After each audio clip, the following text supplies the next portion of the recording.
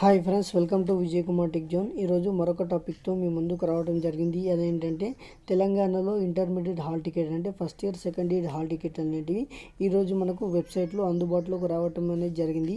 వాటిని ఏ విధంగా డౌన్లోడ్ చేసుకోవాలంటే ఫస్ట్ మీరు గూగుల్లోకి టీఎస్బీఎస్సీ అని డైరెక్ట్ వెబ్సైట్ ఓపెన్ చేయండి. మన టీఎస్బీఎస్సీ అని డైరెక్ట్ వస్తుంది.